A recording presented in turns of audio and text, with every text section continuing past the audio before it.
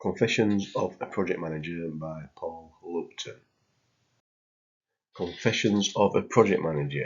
So hello and welcome to Confessions of a Project Manager.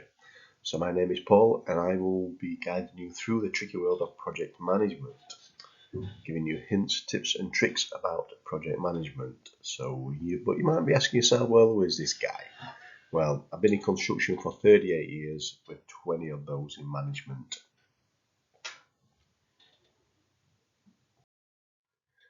So you can find me on the usual social media, which is Facebook, TikTok, Instagram, Twitter and Patreon. So today's question I'm going to be helping you with is, how do you find a builder? So with the right experience and skills that you can trust. Well, here's my top advice to use on your search for a build team. So in reality, your request to find a builder isn't going to be the easiest part of your build. In fact, with trade shortages resulting in a 20-year high in demand for building work, finding the right team to take on your build is trickier now than it's ever been. Yet the importance of getting the right builder on board can't be overlooked. Not only will it result in the best quality build, but having a good relationship with your builder will ensure you'll get exactly what you want, while potentially saving you time and money along the way. But where do you find a builder like that? Our 13-step guide will help you not only find the right builder for you, but root out the cowboy builders along the way that could turn your dream of a self-build or extension into a living nightmare. So finding a builder locally can have huge benefits when it comes to your build. Time on site, their knowledge of local planning permissions, builders merchants and other local trades are all invaluable nuggets of knowledge that you'll welcome on site. There's no harm in taking a walk around where you live or going on a little drive locally, spotting works going on in your area.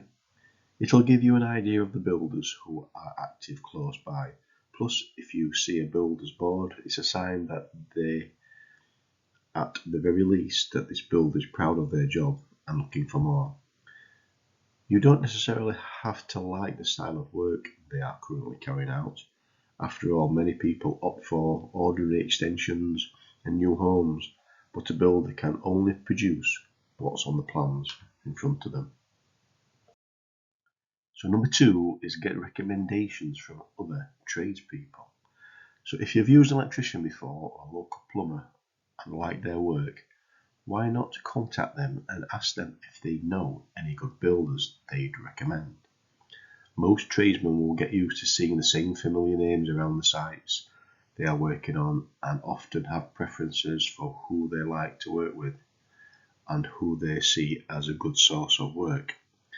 If you can engage with one of them, you can open up a whole network of local reliable names. Number 3 is ask friends to recommend a builder. Word of mouth is a cliche, but asking friends and family if they'd recommend anyone is always good practice and a good place to start. A lot of trades rely on word of mouth, and if you can find a builder through someone you trust and whose work you can go and visit, then you can decide about whether they'll do a good job. Number 4, always talk to previous customers. So once you've found a builder you like, don't be afraid to ask them for a list of previous customers. They should be happy to provide details if they're confident they have done a successful job.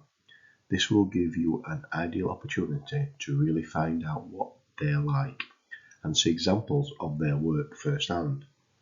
Meeting previous customers is a great way to find out not just about the quality of the builder's work, but also other things that are important.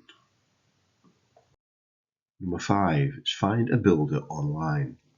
So bear in mind that while these sites provide a source of builders' names who are more likely to be reliable, In no way should it be seen to replace the usual checks that should always be carried out. A good place to start looking online to find a builder is on sites like the Federation of Master Builders. They have a search tool where you can find specific trades in your area and look at their references. All FMB members are vetted and independently inspected and are checked to ensure that they have the correct insurances in place. Checkatrade and the Guild of Master Craftsmen are also good places to find a builder locally to where you live. They offer stringent checks which should give you more reassurance. If you found a few contacts, look at their website to see what work they cover and see if you can look at examples of their previous work. So number 6 is find a builder through your architect. So many local architects and designers will have experience of dozens of projects like yours in your area. Depending on the extent of your arrangement with your designer, they may be able to help you find a good builder. Even if your designer is offering no more than a fixed price design service, they remain one of your few early contacts who will have experience of the local building scene and are still worth tapping up for a few names. Number 7, ask building inspectors. So local authority building inspectors are a much underutilised resource for helping local people taking on building projects. Although some inspectors are unwilling to do anything off the record, the majority now are progressive enough to help out self-builders and renovators looking for builders by giving hints, nods and winks. Ask the local builders they have known well for many years. Understand that these are recommendations as much as informal guidance, and no building inspector would ever guarantee a trouble-free project. Number 8, beware of too good to be true quotes. It is far better to have an accurate and realistic quote in the first place, and it is your responsibility to make sure of this. A high price is not necessarily a sign of quality in a build firm, but more than that, it is important to resist the obvious temptations of a low price. If one building contractor comes back to you with a tender document with a quote for your work which is significantly lower than the other tender prices, you need to be suspicious. It may just be that the other builders' quotes are excessively high and that the one firm is simply good value, but more than likely the one firm is putting in a speculative bid to try to get the work and aims to make more profit on the project by, for instance, cutting corners or introducing a range of extra charges as the work progresses. This can lead to disputes further down the line when it is much more difficult to do anything about it. Either that, or as they begin to find the work hopelessly profitable and end up making a loss on it, they simply pack up and walk off to more lucrative pastures. So number 9, assess a builder's suitability before you commit. So once you have a list of recommended builders, it is time to look at exactly what they offer. There are a few questions you should be asking. Firstly, where are they based and what jobs do they already have on the go? Whether a trade is local and what they're already committed to will tell you a lot about whether it is realistic for them to deliver what they promise. Another good indication that someone is worth hiring is time served. Look for experienced workers where possible. Lastly, find out whether your prospective team is employed directly or self-employed subbies. Neither of these situations is particularly preferable per se, but knowing will give you a clearer idea of what you're paying for. Equally important are matters of qualifications and paperwork. What to remember: are you hiring someone who will be able to sign off on gas and electrics, doors and windows? Have they got the right insurances and warranties in place? If they're a member of a trade organisation, what does that actually mean? Does it commit them to a higher standard of work, or have they simply paid for the right to display a fancy logo on their van? Number 10, evaluate your builder's estimate. So familiarise yourself with how to work through your estimate, as this will play a large part of your decision making. So you will need to ask the following questions in relation to each. How detailed is it? Is it broken down? Is there a split between materials and labour? Is client relationship management included? Is the job of keeping everyone in the loop, most importantly you? Is health and safety report included in the price? Does it cover everything that you have asked for? Has waste been properly accounted for? Are skips and muck-away lorries included? Are there any elements which stand out to you? Is it clear whether VAT is included? Is there a project management fee included, or will you be running the job yourself? How many site meetings are planned to keep everything communicated and up to date? Has allowances been made for building inspections fees? If the estimate is for next year, have year-on-year price increases been considered, especially when it comes to materials? It's worth familiarising yourself with how to pay a builder at this point too, to ensure that you meet the builder's expectations and have the cash flow to keep the project moving.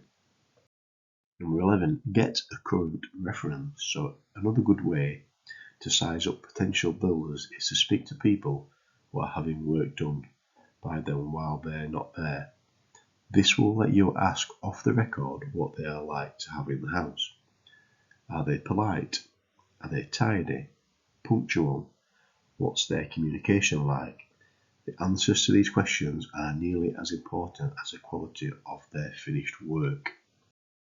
Number 12, find a builder who can project manage.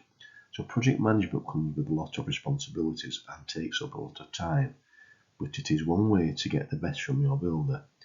These responsibilities are varying depending on the job, but broadly include the following. Making sure the necessary trades are on the job at the correct time.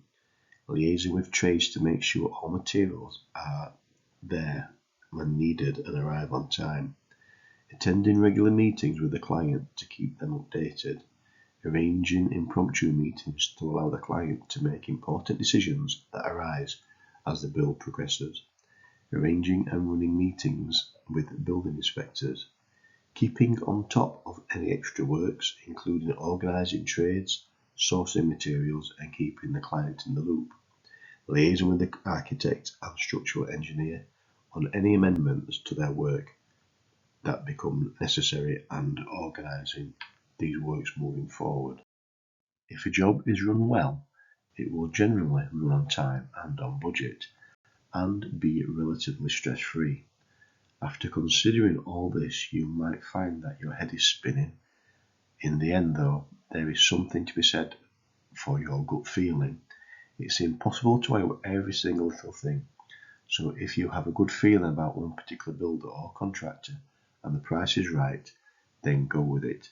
But don't forget, if they are going to project manage, you still need to manage the project. So you've got to project manage the project manager. Number 13, get a contract in place. So a contract that details the extent of the work to be carried out in return for the agreed price, in addition to recording any extras as yet unagreed, is a useful point of reference for the event of any dispute. It will protect you in the event of anything going wrong and documents everything to provide both parties with peace of mind. JCT offers the most popular jargon-free contracts, but the builder might have his own contract for you to look at and sign. Well, that's the end of how to find a builder, and you should now be able to start the process of finding a builder for your next project, so good luck. To find out more about project management, check out my free ebook, Refurbishments and Renovation Secrets. If you have any questions, then don't hesitate to leave them in the comments. I hope you like this today. I hope you'll learn something, got a little bit of knowledge, and use it if you can. See you later.